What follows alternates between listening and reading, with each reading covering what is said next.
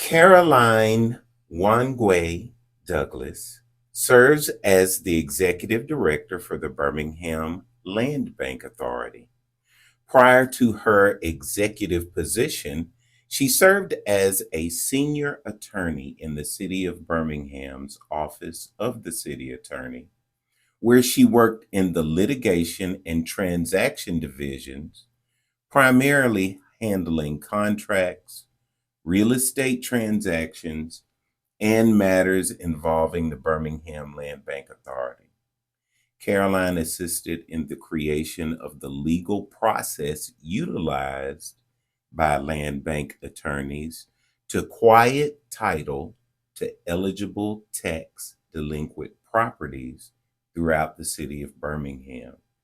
Caroline received her Juris Doctorate from the Cumberland School of Law, Samford University, and graduated cum laude with a Bachelor of Arts in English from Oakwood University, Huntsville, Alabama.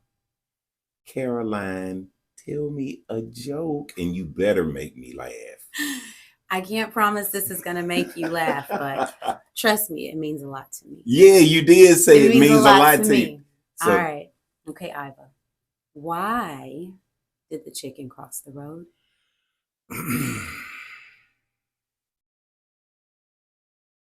Why? Because he wanted to walk. Let me tell you, this is a reminder. Yeah, don't think too deep. Right. It's not that hard. It's not that hard. And it's not even my joke. Okay. No, but my 8-year-old niece, her name is Maisha Nemhard. Love that little girl. Her sister's Malika Nemhard. Those are my girls, my sister's two daughters. She told me that just sitting in the back of the car. She said, Auntie, why did the chicken cross the road? And I did like you. I was like, I'm thinking. And she just looked at me. She said, because he wanted to walk. And I thought, you know what? Keep it simple. Life does not have to be that complicated. Doesn't have to be that deep. What's her name again? Maisha. So not Maisha. There you go. Let me tell you a joke. Why did the frog cross the road? To get to the other side.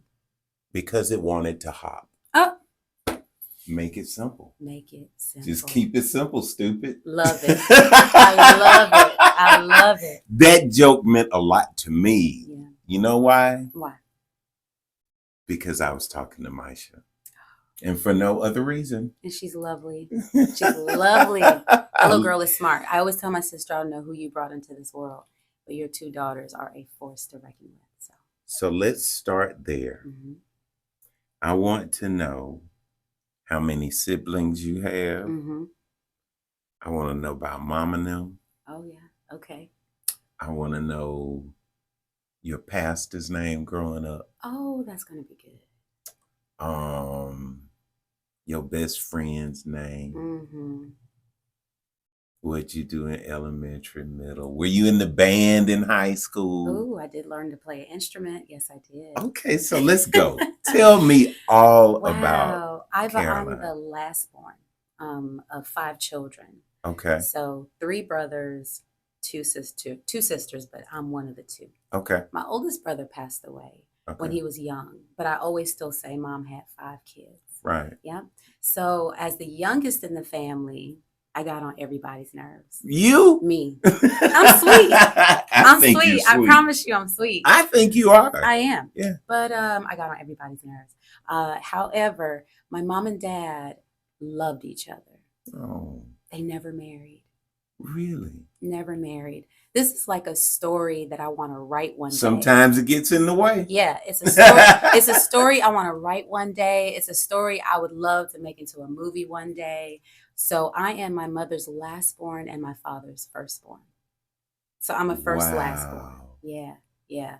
It's part of just knowing your story. Knowing your story, not being ashamed of it. It is what it is. And it's okay. Mom and dad weren't married when they had me, but look what the Lord has done. What God did. You know? So I went to elementary school in Los Angeles, California. I was raised in Los Angeles, California. We called it the west side of LA. You know how to sea walk? I don't. But I know it when I see it. I know it when I see it. But I can't lie to you. I tried it a couple times in high school. It didn't fit me. I'll teach you. It didn't fit me. Yeah, I can. Okay. You know. All of my education was in Los Angeles. Okay. But then I moved to the Valley when I was 14. And yes, it's the Valley. It's all of the stories and movies you've heard about Valley Girls. I was in the Valley. Oh, yeah. But LA was in my roots. That's where we grew up. That's where we jumped rope. That's where we played, hopscotch on the sidewalk. That's when we got on other people's bikes that you weren't supposed to get on and ride to the corner store. That's when I really understood what community looked like.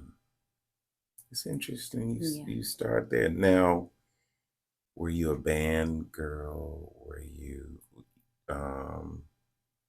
did you play any sports? Mm-hmm. And when did you know that you wanted to be an attorney? Oh, that's good. Did it, change your trajectory as far as school is concerned? Where'd you go? How did you come back to college in Huntsville and Oakwood? So yeah, keep going. Okay, so I short-circuited my story. I was born in Nairobi, Kenya.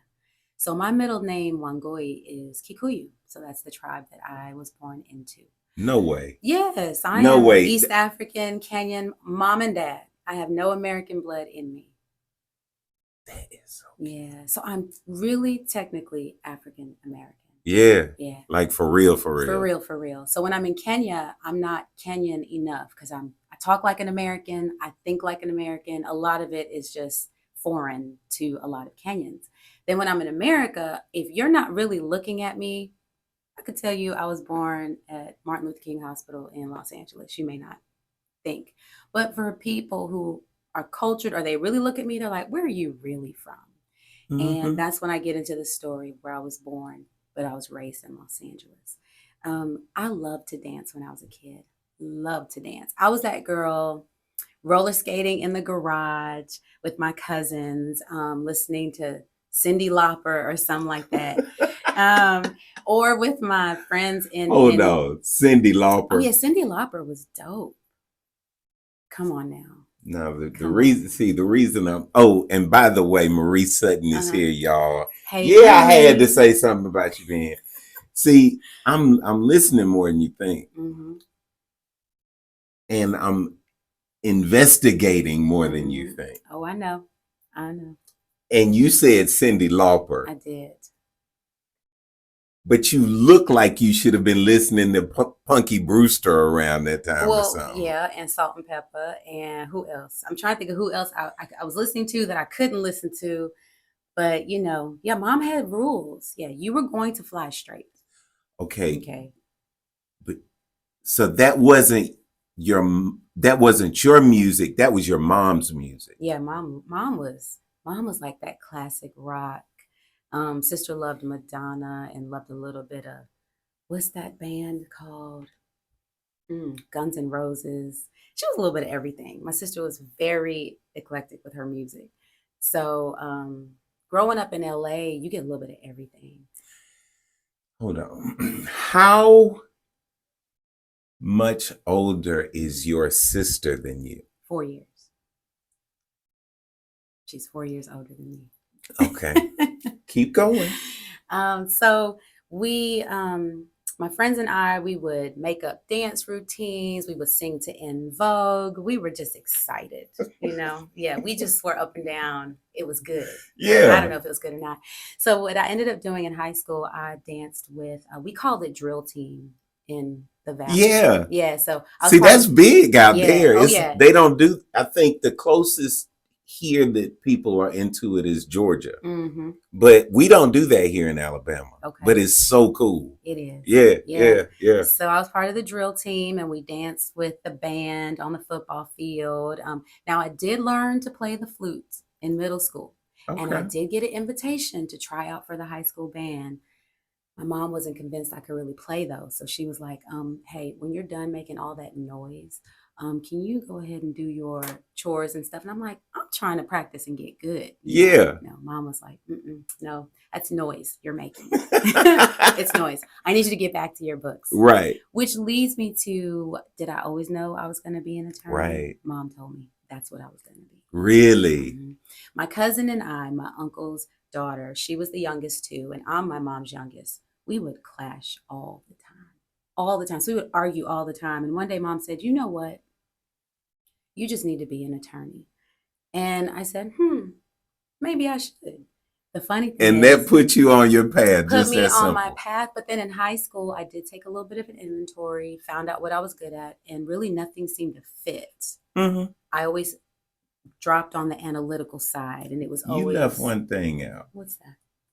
See, yeah, you are listening. The church part. Oh, tell me about your church story in Los Angeles. This one's good. Okay. I grew up Seventh-day Adventist. Okay. So I thought so. I did. I was a Christian, but grew up learning the word. Okay. I knew the word. I loved the word, and we grew up keeping Sabbath from sunset Friday to sunset Saturday. So you know what that meant. I didn't go to no parties. Nothing. I didn't go to prom because it was on a Friday night. Wow. And mom really showed me something big. When I told her I wanted to join the drill team, it was a problem. Football games are on Friday night. Oh. But she said, you know what? Because it's school. Yeah. She said, well, no. She said, you're of age. I was 16. She said, you get to decide for yourself what it is that you want to do. But I'll tell you this. On Saturday morning, you better wake up and come to church. With no problem. Had to. No didn't problem. matter if I got home at 2 a.m., 1 a.m. It didn't matter. We were going to church. So she allowed me to do that, and I honored what she asked me to do, and I did it. And so to be that's honest, how you ended up at Oakwood. That's right. Yeah. That's right. What were you about to say? Finish. I ended up, I stopped dancing my sophomore year. Okay. It just didn't feel right. I don't know how to explain it. It just, the sun would go down, and I knew my whole body, my whole being was just in sync with the sundown on Friday and resting the full 24-hour period. And I remember the first game, I saw the sun go down, and I was like, "Ooh, I shouldn't be here. I know I shouldn't be here." But I had so much fun. And I just believe that God just looked at me, and he knew my heart, but eventually he knew that I was going to choose him over drill team, or choose him over prom, choose him over the world, if I should say that. Because I don't want to gain the whole world and lose my soul. So I decided him. I'm going to choose him. Amen. Yeah. And what was your college life like? I mean, past that. Yeah. And where'd you go to law school? Oh, Cumberland. Mm-hmm. So you're at Oakwood. Mm-hmm. You pretty much know you want to come to Cumberland. No. Or at University of Alabama. Can I tell you the truth? Yeah. When I graduated from Oakwood, I went back to California. Okay. Went back to California. I wanted to go to DC. Wanted to go to Howard. I had a internship at C-SPAN. Okay. While I was in college. Mm-hmm. While I was there, my mentor was working with Jack Johnson, and he was on his campaign. And the question was, Caroline, when are you coming back to DC? I loved it. I loved my experience. There was something about the cadence in DC. Something about the people, DC. Right? That's my favorite place. So you know what I did? Yeah. Mom, so I want to go to DC after I graduate. She was like, oh, that's nice. So when are you coming home? Right. Mm-hmm. We don't have family in DC. It was a blessing that she even let me go for my internship, but who would turn down C-SPAN? I know sometimes it feels like it could be boring, but I loved my experience at C-SPAN. So you're kind of a nerd. I am. Yeah. I like to nerd out. Yeah. I love C-SPAN. Okay, then look, I was on Book TV. So I was editing the film, and I would go to some of the book signing. It was amazing. And the producer, now I don't know, I shouldn't call her producer, but my boss at the time, she gave me a signed copy of Maya Angelou's I Know Why the Caged Bird Sings. Oh. Change your life. Yeah, have it to this day. Yeah. I love books. I don't have as much time to read as I used to, but it really changed my life. And just being in a new city that I'd never been in, but it felt familiar. Have you ever been in a place where you say, have I been here before? I don't know that Okay. I can say that. Yeah, it's not a familiar feeling to me, but I had it in DC. Yeah. So Yeah. DC was where I wanted to go, but I went back to California, and I never, my years at Oakwood, I never came to Birmingham. Really? No, I don't blame you. You know, but we went to Nashville, but we never came to Birmingham. Now, I had a college classmate who still lives and works in Birmingham. Love her dearly. She was from Birmingham. I never came to Birmingham. That does not surprise me. I mean, not with your trajectory. Yeah, you know Birmingham what I'm was saying? not. That was the devil. Oh. We were the devil. And can I tell you the truth? Oakwood was not in the plan. Adventist or not, I was not coming to Oakwood. My decision was I need to go to a school that has a great reputation so I can get into a good law school. That was my plan. My sister in my senior year says, come to Huntsville. I want you to come. We're having an alumni weekend. And I was like, Huntsville? For what? She was like, Oakwood. I was like, why? Right. I'm not coming there. Right. What's the point? Just come. Okay. Fell in love. 3 days in Huntsville. Left with a Oakwood College t-shirt. Telling my friends, guess what? I'm coming to Huntsville. What was his name? Oh, no. I was just like, I know when I went to my first Baptist convention in Selma, I came out with the Holy Ghost. Do you hear me? Hey. I can't remember what her name was, but I had the Holy Ghost. You had the Holy Ghost? I'm going to be real straight with this one. Oakwood had at the time, the ratio of students to teachers was low. And I valued that. I wanted that one-on-one time. But then Oakwood felt like a family, and I wanted that too. So I really picked it, not based on the strengths, because it was strong in theology and maybe, biology really strong, but I was an English major. Yeah. So for me, it wasn't impressive. I mean, I probably could have gone somewhere else. It was something more that I wanted that Oakwood provided. And looking back, I would do it all over again. Nobody knew where Oakwood was, but I would do it all over again. That's so incredible. Keep going. Keep going. Tell me more. Tell me more. So when I go back to California after graduating, my pastor, and I didn't grow up with him, but love him dearly. This is Pastor Robinson. Pastor Robinson was from the East Coast, but he came to the West Coast. He was a mover and shaker, a visionary. He changed the name of our church. Now first of all, coming to a new church is difficult. But now you want to change the name, like the name that's been there for decades. He had the courage to do it. He had enough love to do it. And we eventually fell in love with him. So Pastor Robinson, Reginald Robinson, is to me a father figure. And he was just so big in my world. He felt at one time I was called to the ministry. And I said, God didn't tell me that. Yeah. So Pastor, I don't know. Yeah. So we agreed to pray about it. So my real prayer to God was this: if you want me to go into the ministry, completely close the door on law school. But if you don't want me to go to the ministry, open the door to law school. It was very simple. So I spent 4.5 years in California. I worked for the Walt Disney Company, had a blast.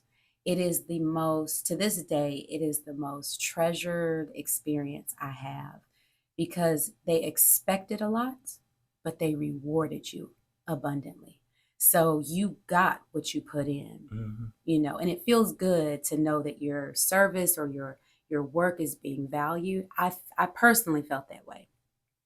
Pastor Robinson, during that time, though, I was really being spiritually fed. I was getting deeper into the word. I was really understanding more about who I was and what did my faith really mean to me. It was a time in my life that if I had not come home, if mom had not said, no, you will not go to DC, you're coming home, I would have missed it. And Pastor Robinson passed away my second year in law school. And when I came home for his funeral, there were over 300 people there.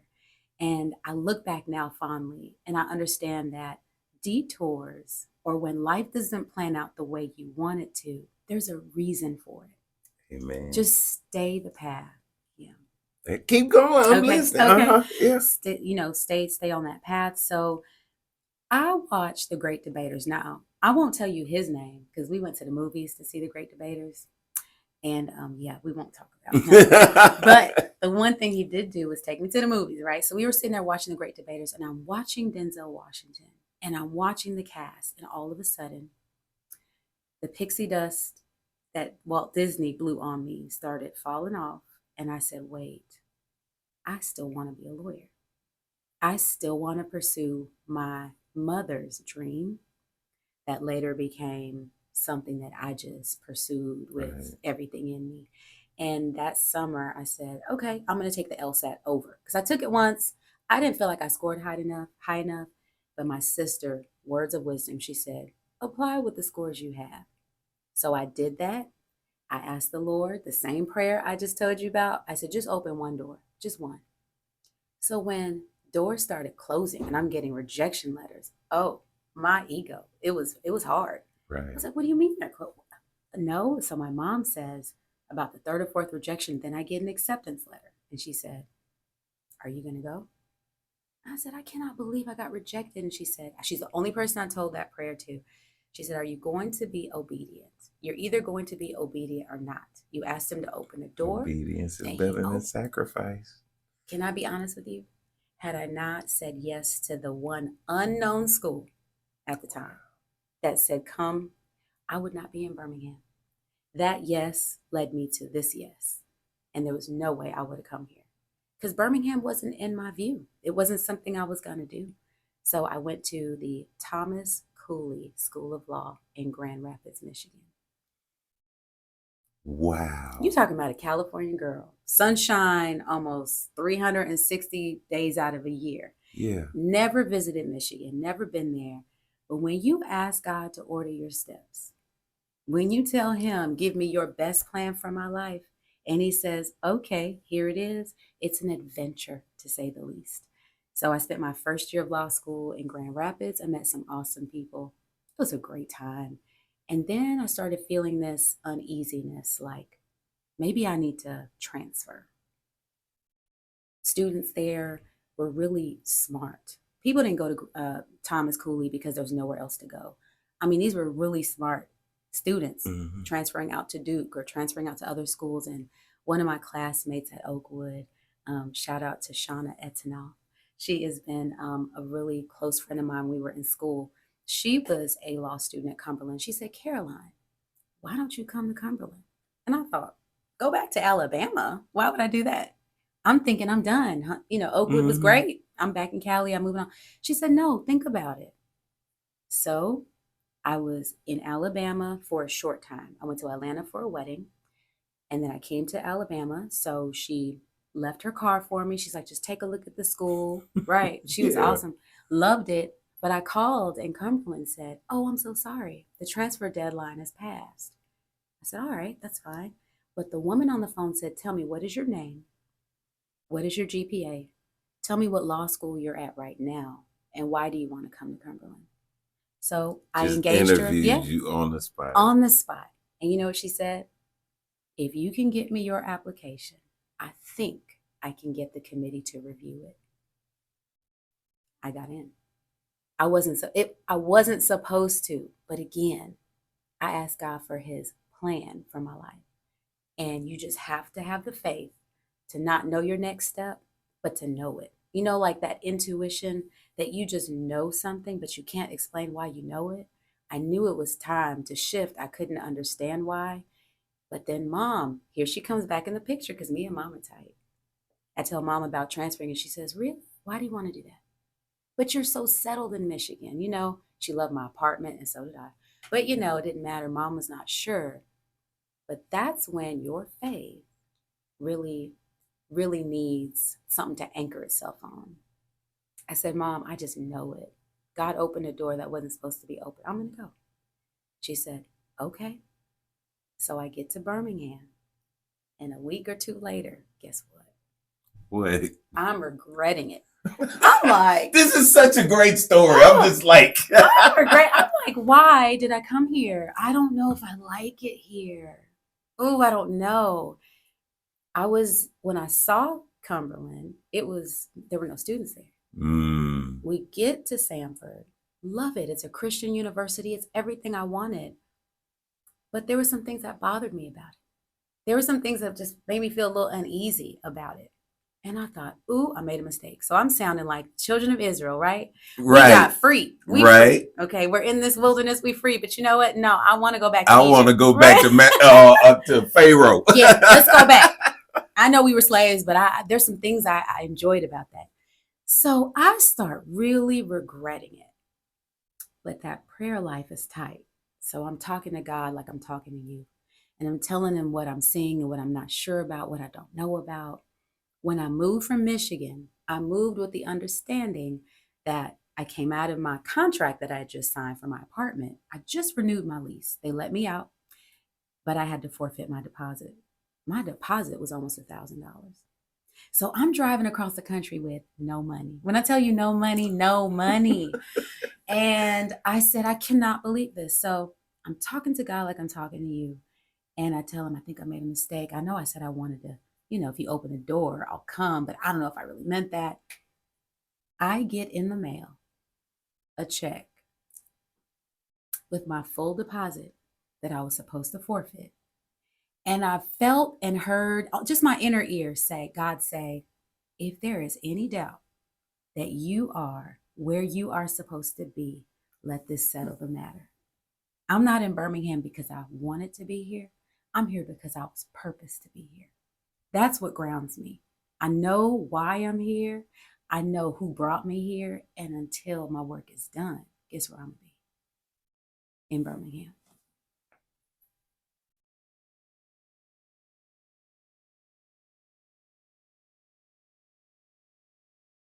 Hello, I'm Leah Wiggins, Board President for the Sickle Cell Disease Association of America, Central Alabama Chapter. We'd like to invite you to the 26th Annual Magic City Walk at Railroad Park on Saturday, June 15, 2024, from 8 a.m. to 12 noon. Go online to join a team or to register today at sicklecellwalk.swell.gives. And for more information about the walk, call us at 205-780-2355. Again, we look forward to seeing you and joining you at the walk.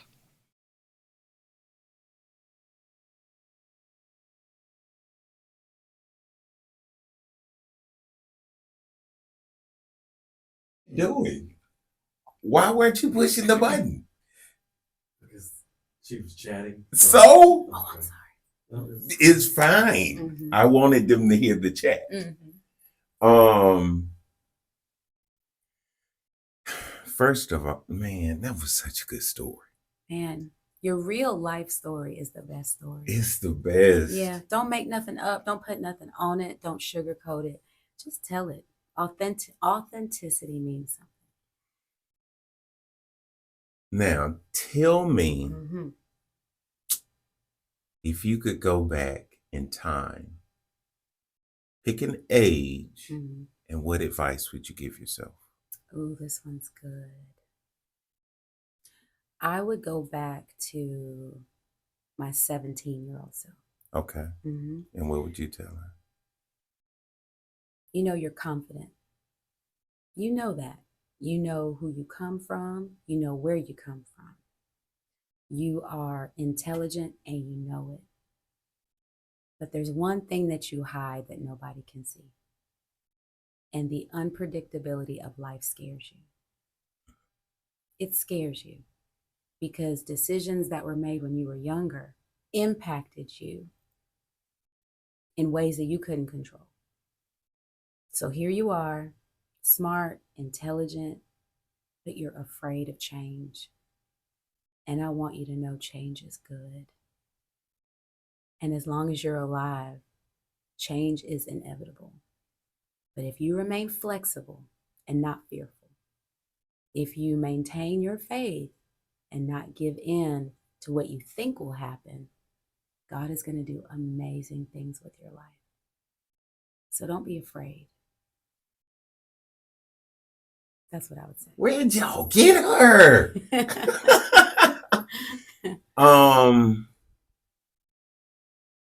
Why aren't you on social media? Ooh, this is a good one. So there was this social platform called High Five. You remember High Five? I think it was like when I was in college or something like that. So I decided I'm gonna try it. It was the era of MySpace, and I was like, that's a little too much for me. Mm-hmm. And I tried High Five, and it was cool. I had a lot of people on there that I connected with, who I knew or went to school with. I'm really social, but to power up, I like to be by myself. So I'm outgoing and all that stuff, but it can tire me out. So I just need time just to be alone. So I felt like social media gave me that opportunity. I can come on when I feel like it, come off when I feel like it. But I kind of left that alone. I just wasn't active. And to be honest, I'll tell you another secret. I hate taking pictures. I absolutely I can't knew stand that. it. Yeah. I knew that. Mm-hmm. I won't tell you. I'll How tell do you you know later. But Oh, I help knew me. that. Mm-hmm. What's your favorite charity? My church.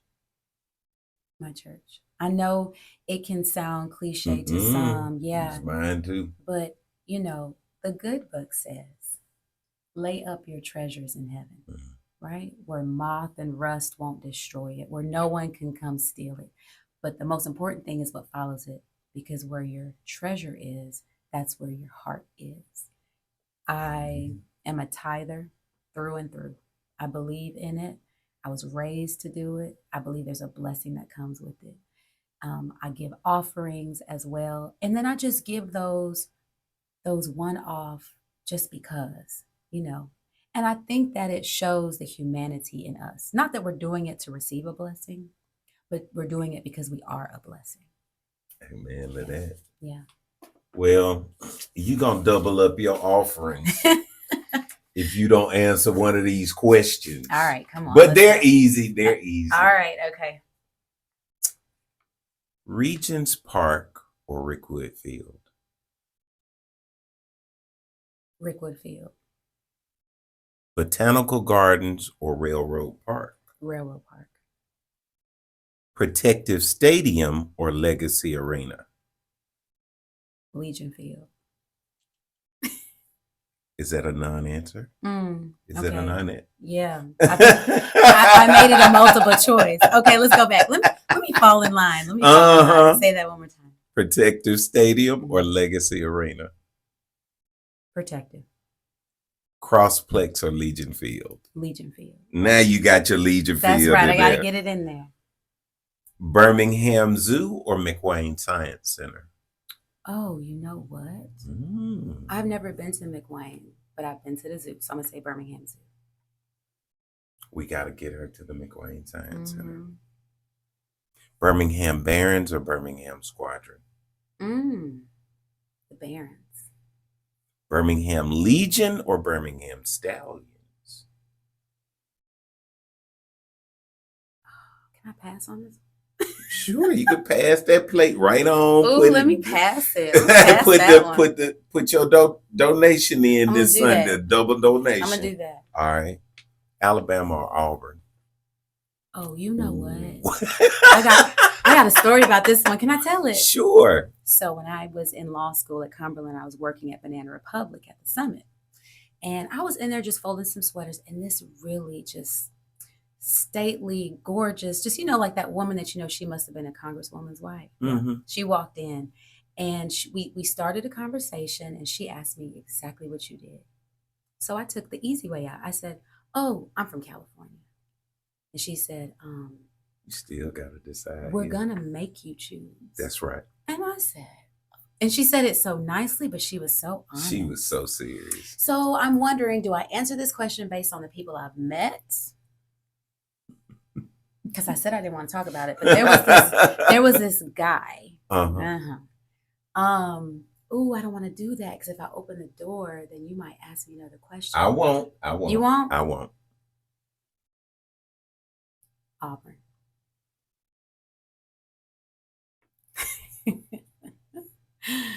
I choose Auburn.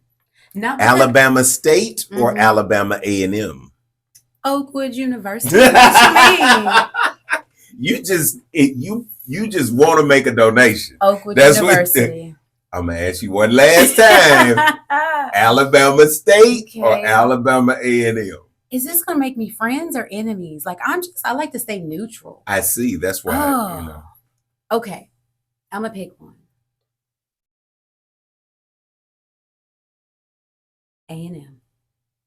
We gonna choose the Huntsville, This Huntsville Hey, connection. I gotta stay true somehow. What's your zodiac sign? I'm a Leo. What are Leos? What's one trait of a You know what? I have not really looked into astrology Me like either, that. but I'm a Capricorn, and people say I'm a typical Capricorn. That's what they say. So you're a typical Leo? They say, yeah, Gotcha. I'm a fire sign, whatever that means. I say I'm a child of God, whatever you want to call it. All right. A unique individual, one of a kind. We can do that too. But yeah, I don't pay attention to astrology. Your favorite NBA team? Ooh, the Los Angeles Lakers. Lake Show, baby. All the way. Favorite NFL team? You know what? I don't have a favorite NFL team, but if I were to pick one on the spot, it would be the Seahawks. The Seahawks? Why? I won't even ask. We're going to close with your favorite scripture, Okay. Bible figure, or Bible story. Ooh, these are ors. Or Favorite scripture. What's the other one? favorite Bible story or Bible figure. Okay. Favorite story in the Bible because it's better than any reality TV show. Okay.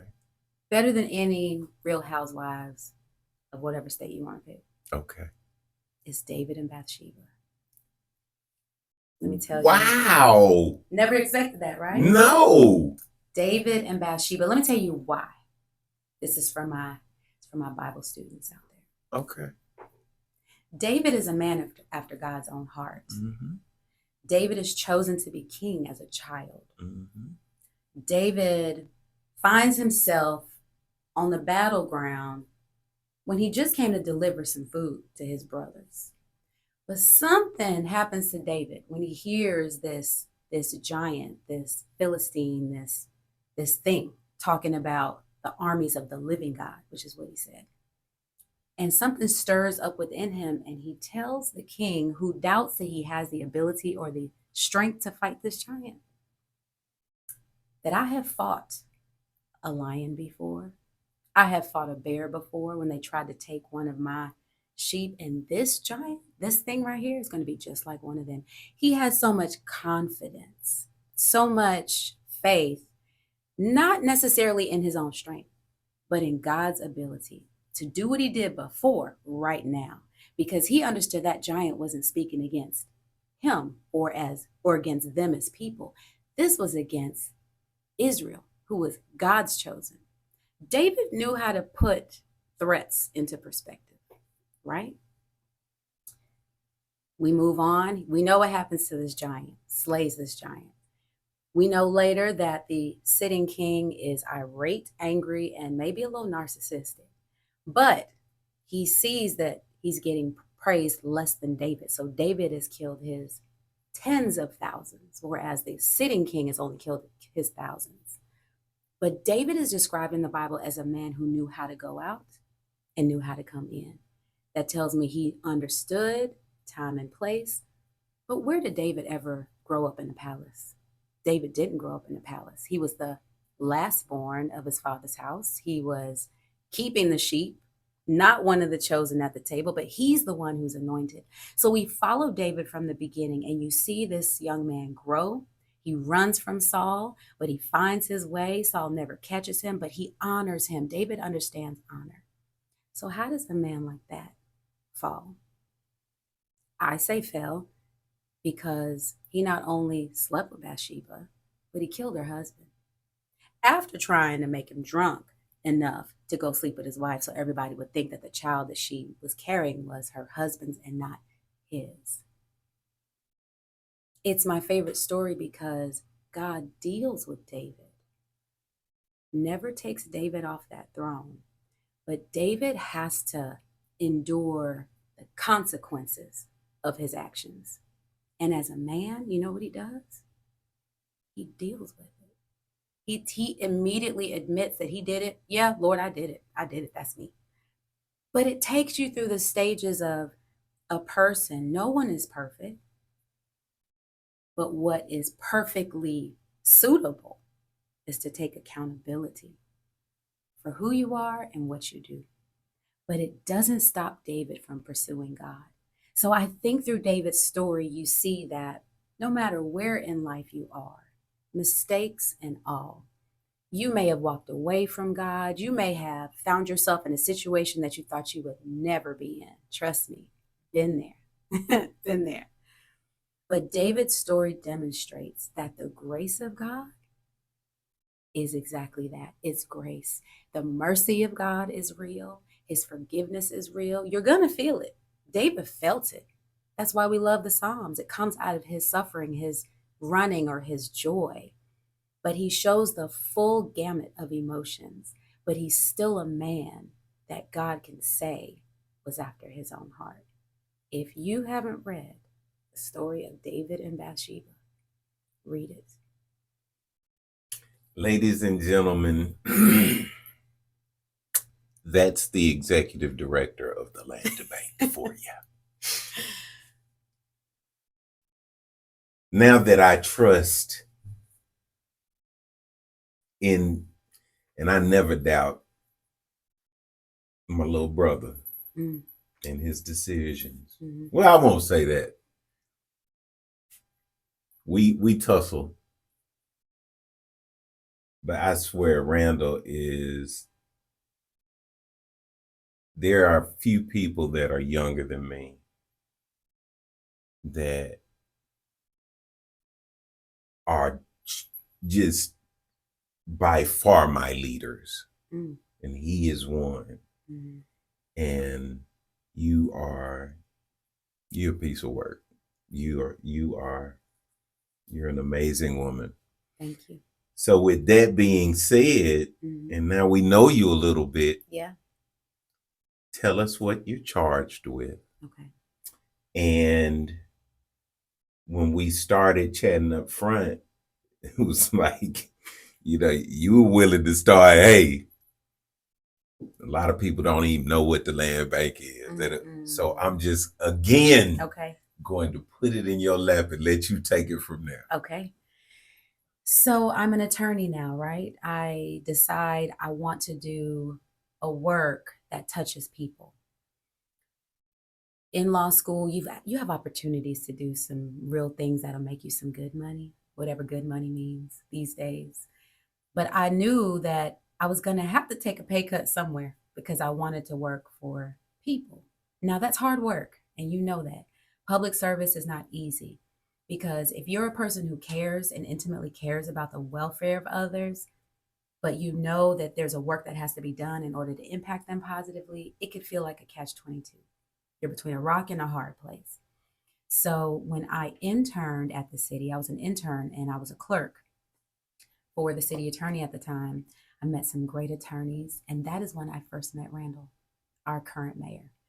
And he was a prosecutor, and I was on the other side. I was in City Hall just helping the city attorney do whatever he needed to do. And his deadline, the city attorney's deadline, was always yesterday. When do you need this? Yesterday. So I thought, oh my gosh, do I really want to do this kind of work? It's pressure. But I have graduated law school. I passed the bar that summer. There were no positions available at the city for attorneys. So I have gone forward and come back, but just follow me. I'm going somewhere. I interview for a paralegal position. So this is important because sometimes when young people, this is important, see attorneys or doctors, they assume our path was straight, that we started at the top or we, accelerated quickly. I really started at the paralegal level. Now I'm a fully licensed attorney. Okay.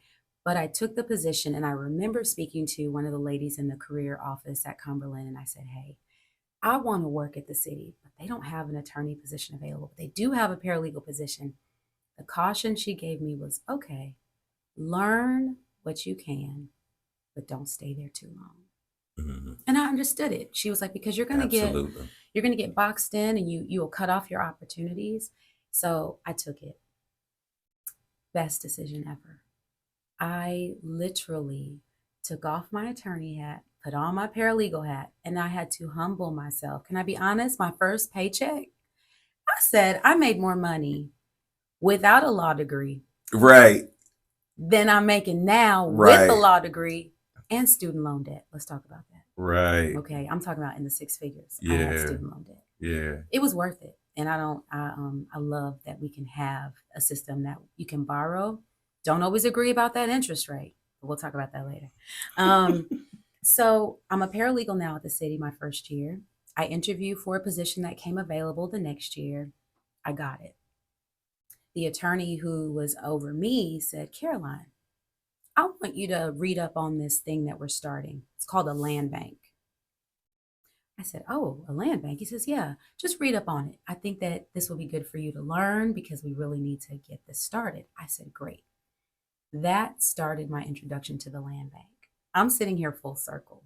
I never knew it was coming this way, but I do my research. What a story. Yeah. And it's real. I promise it's Yes. real. I did my research. I worked under this attorney, super experienced, really smart, really wise. And I helped set up the legal process that attorneys are using to quiet title. So that was very satisfying. Filed a few petitions to make sure that the system we set Now up actually works. hold on 1 second. Mhm.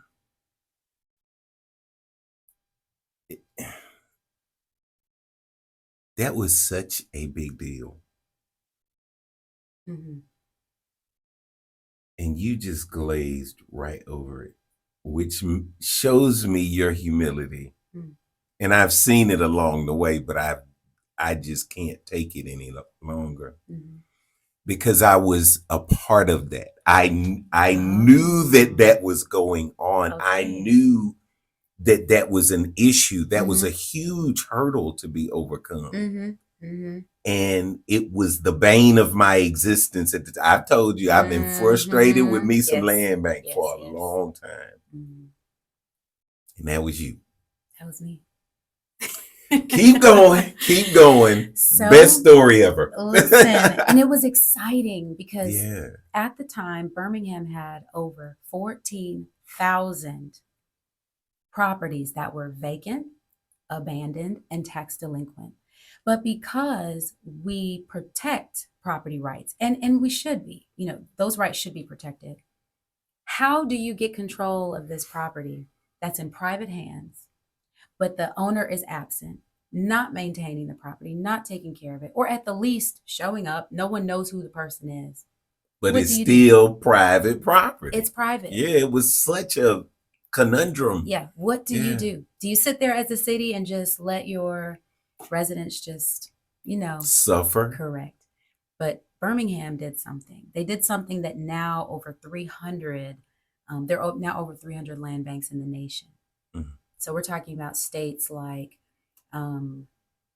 Nebraska, Ohio, Michigan, Texas, Alabama, Georgia, New York, Michigan, New Jersey. We can keep going, that see the value in it. Mhm. And we are a powerful tool, a proactive one that a city, a county, and a state can really take advantage of.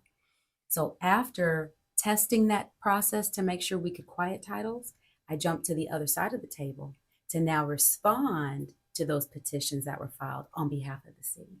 Mhm. So on one hand, you're helping set it up, and then you turn the corner and you say, okay, now I'm going to receive those petitions that are being filed. An exciting time because now there was some momentum.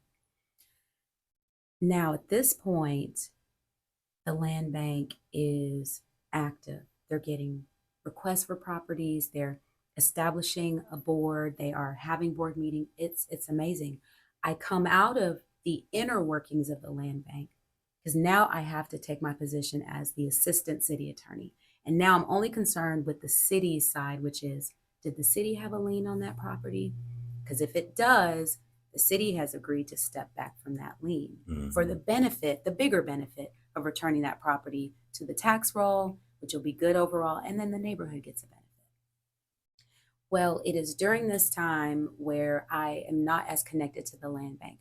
I don't really work with them. I know that they're having board meetings and I'm excited about that. I hear about land banks sometimes at city council meeting. Sometimes it's good, sometimes it's a little challenging, but I'm not as, engaged with the operations. So 2021, I get a call. And it's a call I never thought I would get. Never. We're living in a time where I think what's happening in Birmingham is very real. You can almost touch it. And it feels like we are accelerating in terms of our development. Because when I came to Birmingham in 2009, it didn't look like this. Right? Downtown after 5, ghost town. Nobody was walking around. Nobody was walking around before 5. Let's be real, right? That's right. Yeah. No one was walking around before 5. I remember driving down 8th Avenue, Abram Woods, and after the Social Security building, I used to look around and say, what just happened? Right. Because I was going to church at Ephesus, Seventh-day Adventist Church, not far from Legion Field, and I would look around and say, what? I feel like I've stepped into a time warp because I feel like I'm back in the 60s or something. Not in a bad way, but there's a story that needs to be told because I'm looking at homes that should be torn down but aren't, and I'm wondering about it. This is not the first time I'm wondering about it because when I grew up in LA and I'm sitting in the backseat of Mom's blue Chevette. We love that Chevette. Okay. Mom had several cars that I just loved. But the blue Chevette. The blue Chevette. And I'm sitting in the back. I noticed that when we drive from neighborhood to neighborhood, it looks different.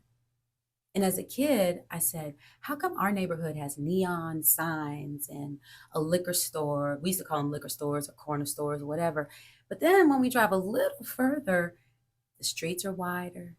The houses are further apart. The grocery store looks nice. Why is that? So I asked that question then. I learned why in law school. We learn about zoning laws. We understand these things.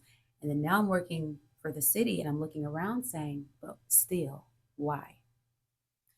I understand later disinvestment is real. I understand later, the history in Birmingham is real. But I still see possibility. I see promise. I see strength because we didn't come through that civil rights era just to come to this, right? So I get a call and the opportunity to help lead the land bank is presented. And I sit back and I'm thinking, this could either be really good or really bad. really bad. Or really bad. But the key here is I didn't look for it. I didn't ask for it. I didn't even know it was available. But I thought, you know what? I worked long enough with the land bank to know the people who work there are good. We know each other. This could really work.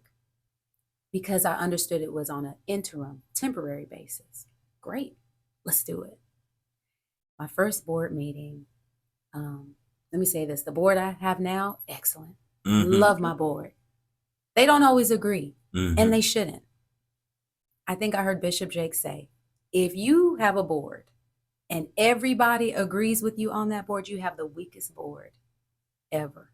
My board is strong. They can agree, they can disagree, they can do it respectfully, and they can do it for the benefit of the organization, not just their reputation or who they are. The board that I met in 2021, I could not tell if they were accepting me or rejecting me, but I knew that the resolution they wanted to pass, or that was on the table to be considered, was going to completely reject my temporary appointment. So imagine that. I'm just sitting there, and you know what's going on in my head is like, they don't want the help. That's fine. I actually love my job. I'm okay. If I don't do it, I'm fine.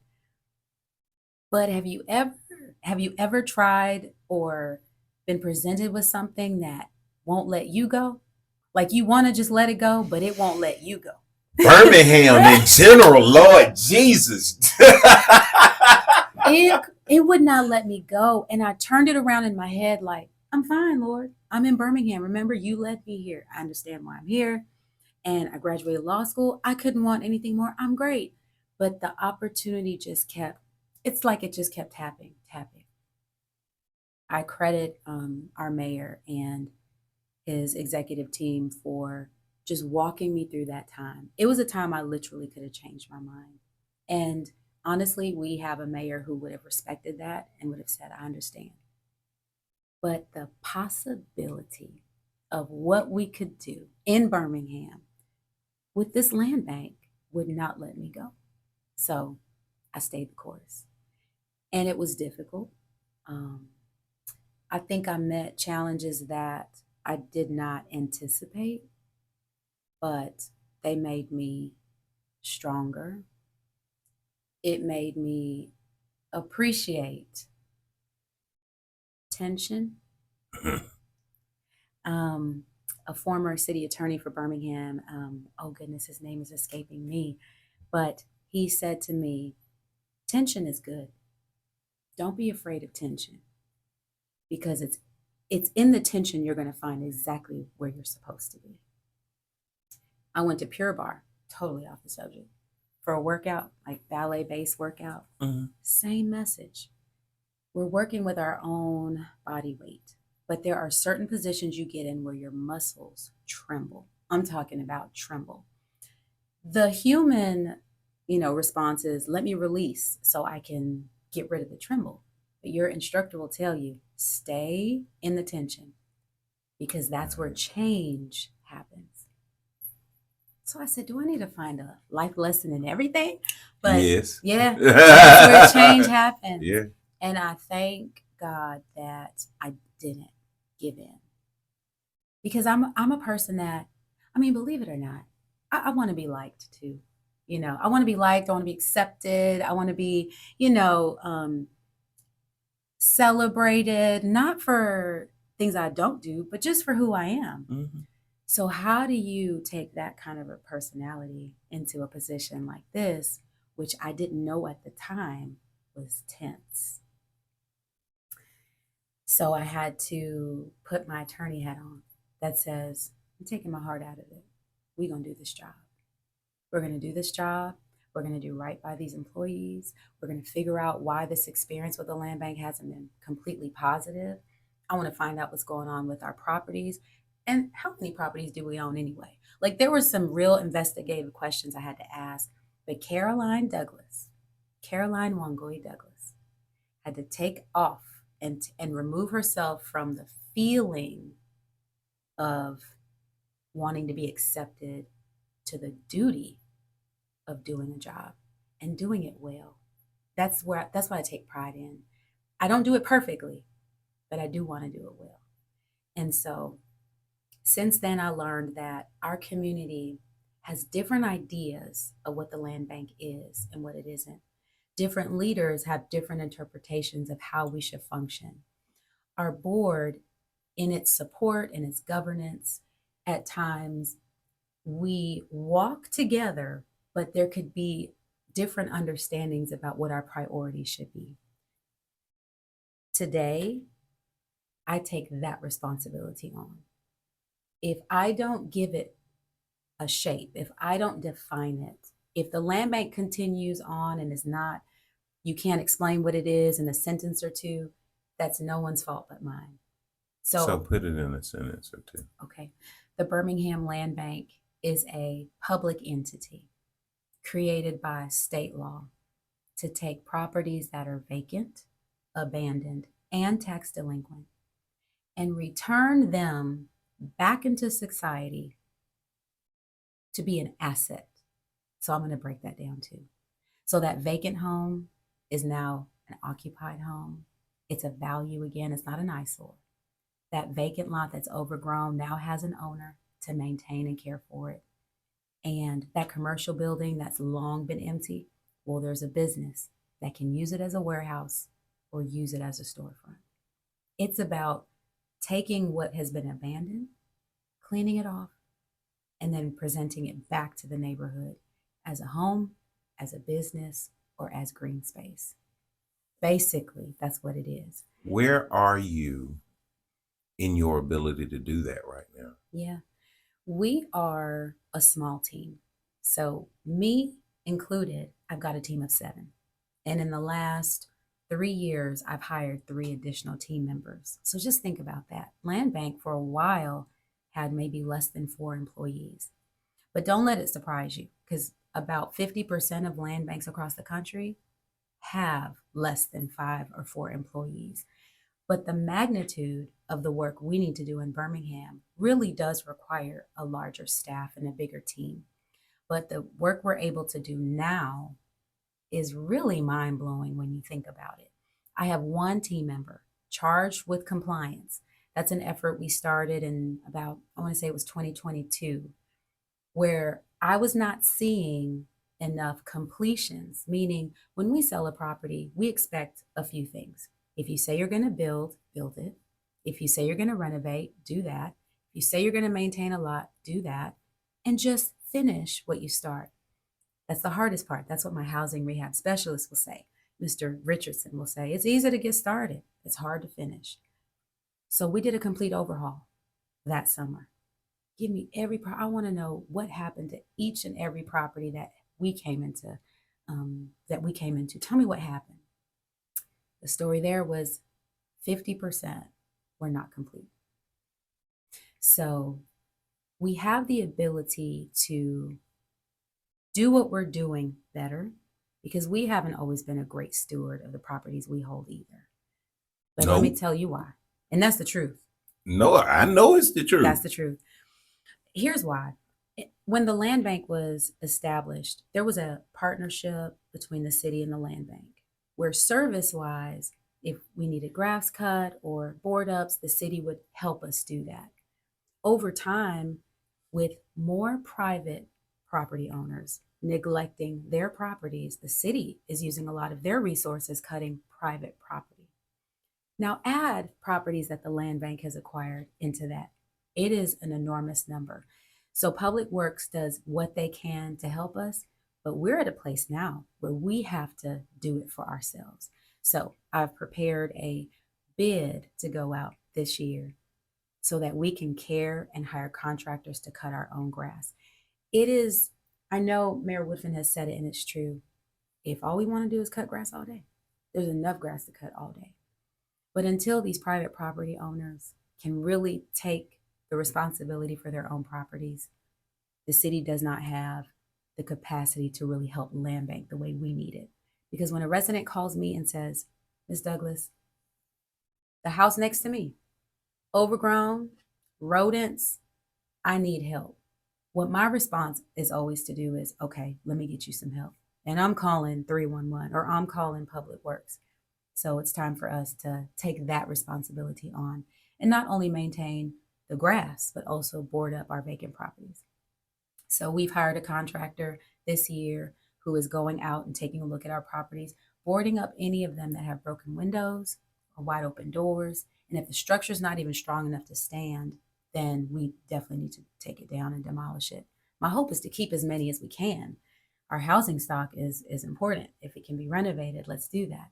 But to be a better steward and be a better neighbor is something that we can do better with. But we haven't done it. We just didn't have the capacity to do it before. But the time is now.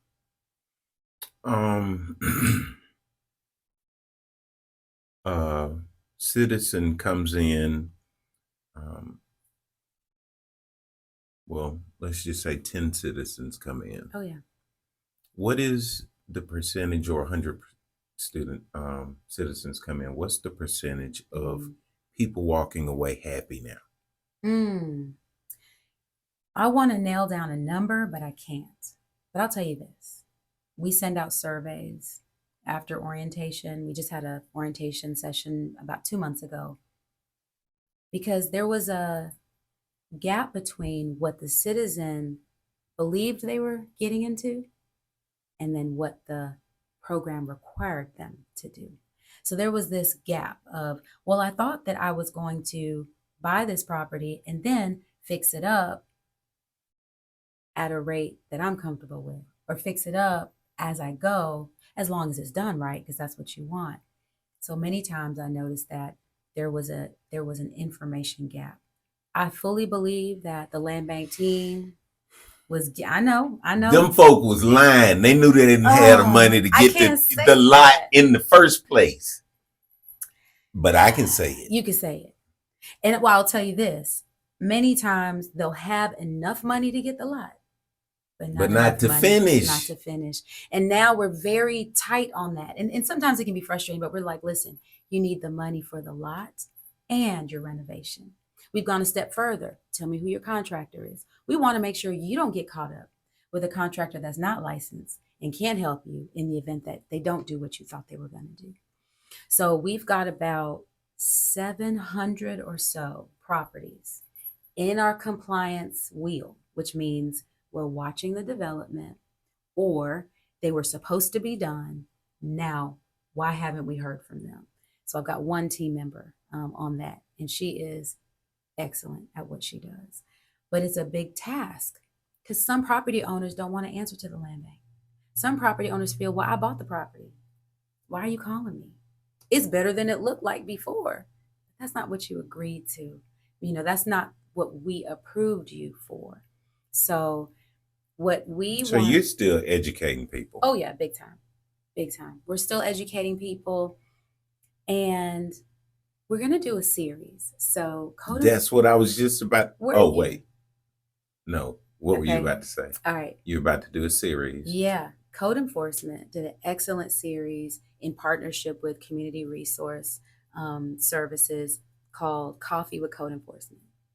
They came to the communities and they had just a talk, and they went through all of their requirements. And I wasn't there, but my team said, Miss Caroline, it was excellent.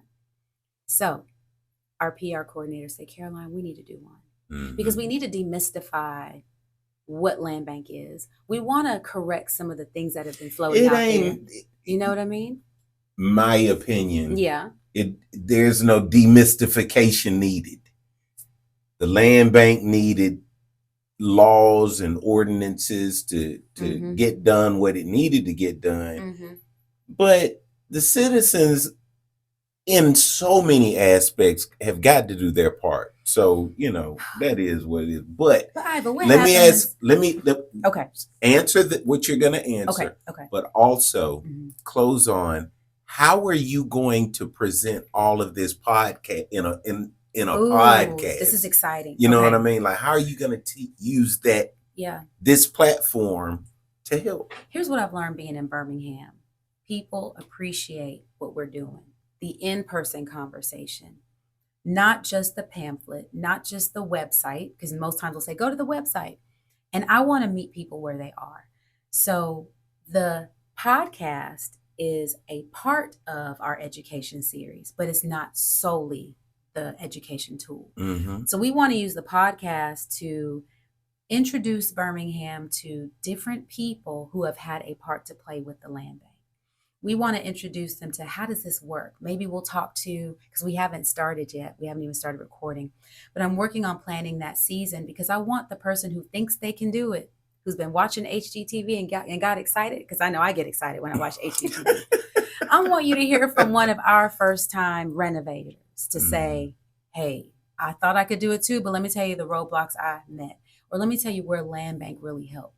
When it comes to getting a home to flip it, whether you're renting it or selling it, the land bank is so beneficial because we will help you with the cost of that property. $5,000 plus closing costs to buy a house or a vacant lot is small. You can put all the rest of that money into the renovation. It was built to make it reachable. But I know that over the years, when land bank went from $3,500 for the lot to $5,000 for the lot, there was really an issue. And I understand that. Residents were like, hey, wait a minute, it was $3,500. I get that. The cost to do it and what the attorneys needed for us to do it, it's a flat rate. It's a flat rate. And you don't have to go through the land bank. We are just one of the tools that you can use. I would love for you to use us, but we're just one of the tools. So we're going to use the podcast to tell a story. about experiences, about the value and the benefit of land banking. But we're going to use code enforcement's template because it was an amazing idea. And we're going to do lemonade with the land bank. Lemonade with the land bank. And it wasn't even my idea. But our public relations coordinator was so genius because she said, Miss Caroline, we need to get to them. And that's what we want to do. I also want to run a couple pilots with neighborhood associations. They are a powerful, powerful tool, I think. They're eyes on the ground. Who better to tell me if Mr. Williams is working on that property than that neighborhood association or those neighbors who drive by it all the time? So one thing we need to do better too is touching the residents. So when I take my team to Noosa, when I took them last year, there was one young lady who came with me and two who came with me this year. It's to hear what the residents are saying, hear what it is that they want, or how are they commenting on the information that's presented to them. And I met a young lady, I'm gonna call her name out because she was excellent. Jaleesa. Jaleesa is the secretary for the Sandusky Neighborhood Association. And she said, Miss Caroline, we need to talk. I want to be that person who can take information back to my neighborhood, because my neighborhood, we have a lot of elderly residents, but I want to be that person. And she sparked an idea she had no idea she was sparking. I said, you know what? I need to run a pilot with a few neighborhood associations to see how can this work? How can this information share work? Can I train you to then give the information to others? How do we do this work together? Because we're not where we should be. But I'm going to tell you this, we're a whole lot better than we were.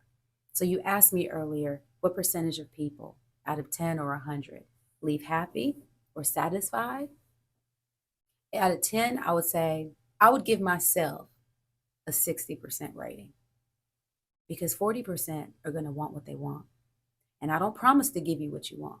I will not always agree with you, but I'm going to try to find a way to give you the information you need and let you make the decision you need to make. You got to remember, you talking to somebody who knew when 3 people wasn't walking out the door happy. I know. So to be at 6. Yeah, I think we're at 6. I hear compliments about my staff, and then I hear complaints about the process. So we changed it. I had a buyer, and her story, it landed with my board and it landed with me. It just sat there. She was working on a house that she bought from the land bank, hired a contractor she thought she could trust, paid him money up front for the work. What do you think he did? He did not do the work he was supposed to do. And she took that out of her retirement, and she came back and what she said to me was, I didn't know. There are things about this process I didn't know. And if I had known, maybe this would not have turned out this way. The good news is she may have found a buyer who can pick up where she left off, and we're going to help her do that. But that said to me, all right, maybe we're doing this the wrong way. Maybe instead of giving you the orientation on the back end after you've applied and after you've been approved, I need to give it to you on the front end. So you understand what permitting requires, you understand what our program requires, you understand what a home builder should have, so that you know what it is going in. I mean, Jesus said it this way, because who builds a building without considering the cost? Who does People that? from Birmingham. Oh, don't say that. I have no faith in them. Don't I'm say sorry, that. but it is. Okay, you know what? No. Go ahead, finish. What I'm were gonna you show about you to say? something. I'm gonna show you something. I'm gonna show you something. Show me 'Cause something. I said there's nothing that speaks louder than a picture. I want to tell you that Birmingham is getting it. I want to tell you that Birmingham is getting it. These are photos of individuals and organizations that are getting it. How many pages is this? Just keep looking. I promise. How many pages is this? Okay, maybe it's 20. How many people live in Birmingham? Oh, let me back that up. And how many of those people who live in Birmingham actually take advantage of the land bank? They all. You have a few success stories, but I tell have me many more than that. But I want you to tell to me this. Tell me this in closing. Yeah. How can people reach you? All right. What do people need to know? Okay. website Mhm. information, the Mhm. whole nine. All right. I want you to know this.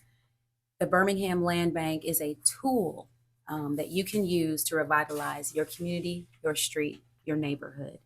If you own your home and you live in Birmingham and you have a vacant lot to your right, to your left, or on your block, what I want you to do is call us at 254-2117 or go to our website, birminghamlandbank.org. Because what I want you to do is I want you to lease that lot next door to you. You might ask me, why would I do that? Well, it gives you legal access to maintain that property, and you'll be first in line. You'll have the first right to purchase it after your lease term is over. This goes for you and your church. So churches can do this and homeowners can do this. The point is, if we don't take care of our neighborhoods, who is going to? And we have an opportunity for you to do that. But if you want to buy a home so you can flip it, rent it, sell it, we have programs for you too. Go to our website at birminghamlandbank.org or call us at 254-2117. Our queue right now is not open for new applications, but we will open it later this summer. So look at the website, read up on our programs, and see if that's what you want to do. But if you're looking to be a new homeowner, we are launching a initiative. Sorry, we already launched it. It is the Accelerated Homeownership Program.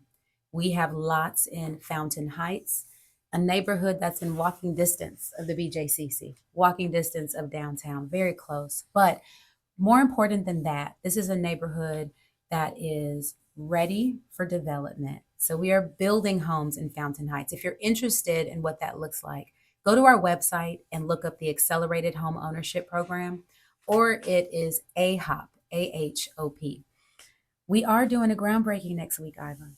Yeah, you And told I'm me. excited. I think I'm gonna have to come back. Please come through. I'm excited. This is really a effort between the land bank, local lenders, and builders to rebuild our neighborhoods. I know there was a time where we had to tear them down, or we chose to tear them down. But now that we have vacant lots, let's repopulate our communities and let's repopulate our neighborhoods. And we'll be in Fountain Heights at 10 a.m. next Friday, June 7th. You have won me over Oh, temporarily. I was going to say, I heard that was a difficult task. You better tell her. No, you have won me over temporarily. I'm being facetious. But and we are going to, I'm so serious, we're going to have you back. Let's do it. In a few months, when you're closer to the launch of the podcast. Okay. We'll talk about where you are there and then. And, you know, I'm serious. I want to be a resource for you. I want to be I want to bridge the gap between some people who I really know have been trying to wrap their arms around understanding the land bank, taking advantage of the land bank, improving communities. But I'm just going to be honest.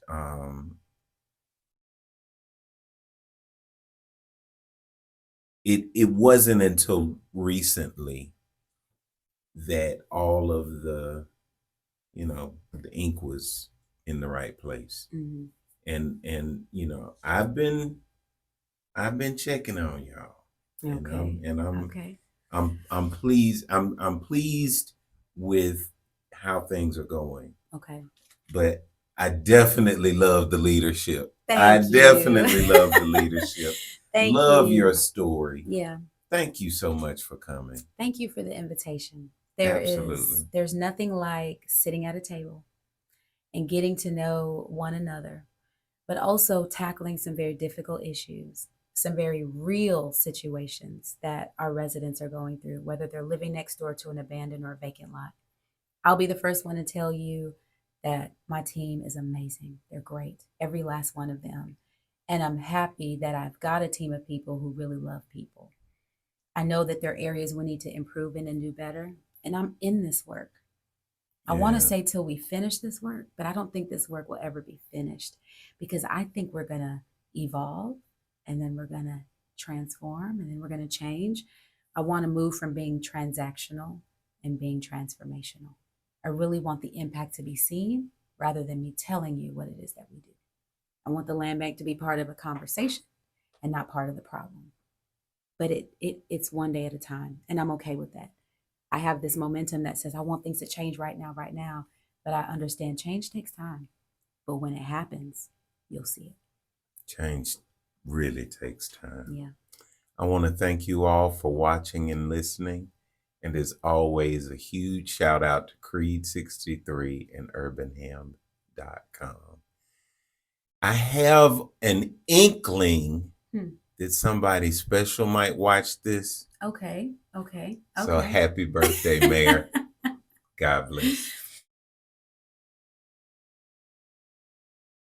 This podcast has been brought to you by Jefferson County Sheriff's Office.